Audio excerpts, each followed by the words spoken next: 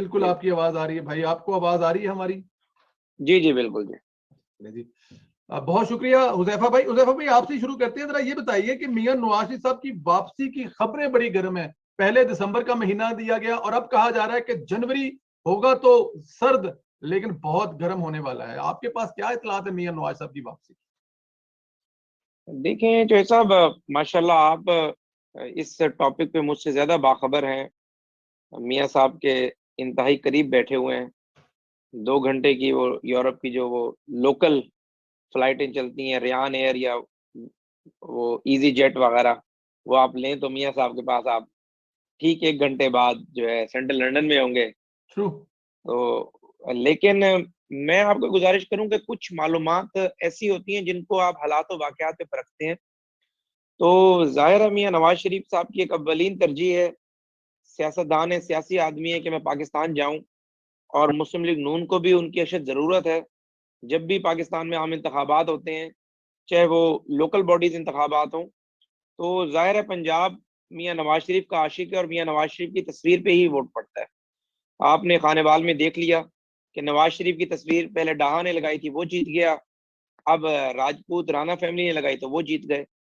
तो ज़ाहिर है ये एक अल्लाह की तरफ से खुदादाद जो है सलाहियत होती है, और लीडरशिप भी ज़ाहिर है अल्लाह ताला की तरफ से आपके अंदर ऐसी सलाहियतें होती हैं कि फिर आपको वो नसीब होती है मकबूलियत। तो ऐसे में मियाँ नवाज शरीफ साहब की आज से नहीं, पिछले चंद माह से ख्वाहिश है कि वो पाकिस्तान जाएं। और मियाँ नवाज शरीफ साहब की एक इंटरनल सोच है कि मैं अपने सियासी कैरियर का एक ग्रेसफुल इख्तिताम करूं। उसमें सबसे अहम तरीन चीज ये है कि जाहिर है अगर मुस्लिम लीग नून ने बतौर सियासी जमात सरवाइव करना है, चाहे इस जमात के रूह रमा मियाँ शहबाज शरीफ रहें, चाहे उसके बाद मियाँ हमजा या मरियम नवाज साहिबा पंजाब वफाक कम्बिनेशन के साथ चलाएं, अगर मियाँ नवाज शरीफ की शख्सियत का जो सहर है वो बरकरार नहीं रहेगा तो नून लीग बतौर पॉलिटिकल पार्टी बरकरार ही नहीं रह सकती। तो जाहिर है मियाँ नवाज शरीफ साहब पे चाहे उससे उनकी शख्सियत ज्यादा डैमेज हुई या कम डैमेज हुई, इस पर डिबेट की जा सकती है। लेकिन एक मखसूस तबके ने जो एक कंपेन चलाई पनामा के बाद, और फिर नौजवान नस्ल को गुमराह किया गया, करप्शन का राग अलापा गया, नैब रेफरेंसेस, उससे जाहिर है मियाँ नवाज शरीफ जैसा ग्रेसफुल शख्स जिसने 3 दफा वजारत आला, वजारत उज़्मा, 2 दफा वजारत आला अपने बहुत करीब से देखी हो। मैं अक्सर कहता हूँ कि वजारत उज़्मा तो नवाज शरीफ के लिए ये कुदरत की तरफ से होता है। कोई मैं हालांकि मियाँ नवाज शरीफ की जिस बात का उनके नुक्ते नजर से इख्तलाफ करता हूँ तो शदीद क्रिटिक भी हूँ, लेकिन ये अल्लाह की तरफ से है ना कि वो जहां ठोकर मारते हैं वजारत उज़्मा का चश्मा उबल पड़ता है। उसका वजीर आजम बनना तो ये अगली बात है। नवाज शरीफ के कतार में 10-12 लोग हैं जिनको इस मुल्क के ताकतवर इदारे उनमें से कहते हैं जी कोई एक वजीर आजम दे दें तो हमें वो काबिल कबूल होगा, लेकिन सिर्फ उसके ऊपर इनिशियल सिग्नेचर जो है वो नवाज शरीफ ने करने हैं उस समरी पे, तभी जाके वो एग्जीक्यूट होगी। तो ये सब चीजें मियाँ नवाज शरीफ वापस आना चाहते हैं, और वापस आना नून लीग के भी फायदे में है। और तीसरी बात यह कि मियाँ साहब के सियासी कैरियर पे जो एक इखलाकी हवाले से आप बात करें कि अगर एक तनकीद होती रही तो वो जरा मियाँ नवाज शरीफ चाहेंगे कि मैं बेशक 6 महीने के लिए वजीर आजम बनूं लेकिन एक ग्रेस के साथ रिटायर हूं। तो लेकिन अब तस्वीर का दूसरा रुख है। मैं समझता हूं कि मियाँ साहब की जाहिर है बातचीत गुज़िश्ता कई माह से चल रही है, कुछ बराह रास्त चल रही है, कुछ इनडायरेक्टली भी चल रही है।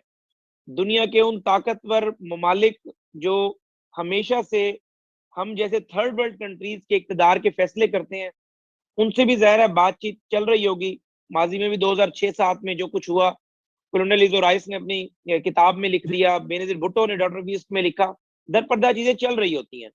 जनरल मुशर्रफ का मामला जब नवाज शरीफ साहब उसमें उनको आर्टिकल 6 लगाना चाह रहे थे, तब भी सऊदी अरब जो अपना रोल पैदा कर रहा था, उस पर भी बाद में गल्फ टाइम्स वगैरह ने आर्टिकल्स लिखे।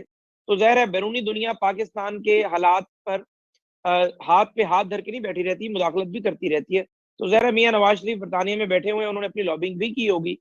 लेकिन अहम बात यह कि पाकिस्तान में सिर्फ 2 ताकतवर तरीन ओहदे हैं, एक वजीर आजम के और एक आर्मी चीफ का है। तो जहां से भी बातचीत हमारी चल रही है या जो हम समझते हैं कि पाकिस्तान में असल ताकत का महवर क्या है, तो वो ज़ाहिर रावलपिंडी होता है। तो अगर मियाँ साहब की या मियाँ साहब के दोस्तों की या मियाँ साहब और रावलपिंडी के दरमियान जो ब्रिज का रोल पैदा कर रहे हैं, चाहे वो बैनुल अक़वामी कुव्वतें हों या वो पाकिस्तान के लोकल सियासतदान हो, तो वो ज़ाहिर पिंडी के साथ बातचीत चल रही है ना। तो जिस फरीक को माइनस करना है वो है इस्लामाबाद यानी इमरान खान। तो मैं ये समझता हूं कि मियां नवाज शरीफ तब तक पाकिस्तान की सरजमीन पर लैंड नहीं करेंगे जब तक इमरान खान वजीर आजम होगा। हम्म। और इस सारी, चाहे आप इसको डील की शक्ल दें, क्योंकि मैं ये समझता हूँ मियां नवाज शरीफ इस मरतबा इक्तदार की डील नहीं कर रहे, मियां साहब इस दफा इकदार की डील कर रहे हैं। वो मियां नवाज शरीफ साहब अपनी इज्जत की डील कर रहे हैं कि भाई वजारत उज़्मा जिस मर्जी को पीडीएम में से दे दें, लेकिन बात यह कि मेरे ऊपर जो झूठे इल्जाम लगाए गए, क्योंकि सबको पता है इस बात का कि दुनिया आज इत्तेफाक का सरिया बेच के इत्तेफाक के डीलर्स बिलियनेयर हो गए हैं। हम इत्तेफाक के मालिक से पूछते हैं कि भाई 4 तुम्हारे पास फ्लैट कहाँ से आए। ये फैक्चुअल बातें हैं ना, और हमें करनी चाहिए इस पे। किसी का सब्र नहीं समेटना चाहिए। रोज़े क़यामत मैं और आप जवाब दें, अगर अल्लाह ने हमें जबान दी है और एक मौसर हमारी आवाज है तो हमें हक बात करनी है। तो उसमें जाहिर है मियां नवाज शरीफ ने पाकिस्तान वापसी के लिए जो भी तरीकेकार तय होगा, उस तरीके तय में एक बुनियादी चीज होगी कि मियां साहब पाकिस्तान आए, मियां साहब जेल जाएं, और उसके बाद अदालतें हफ्ता 10 दिन में उनकी जो अपील है उसके ऊपर फैसला कर लें। साकिब निसार के प्रेशर के ऊपर अगर 15 दिन में मियां नवाज शरीफ को सजा हो सकती है, तो 15 दिन में मियां नवाज शरीफ मेरिट पे फैसले पे बरी भी हो सकते हैं।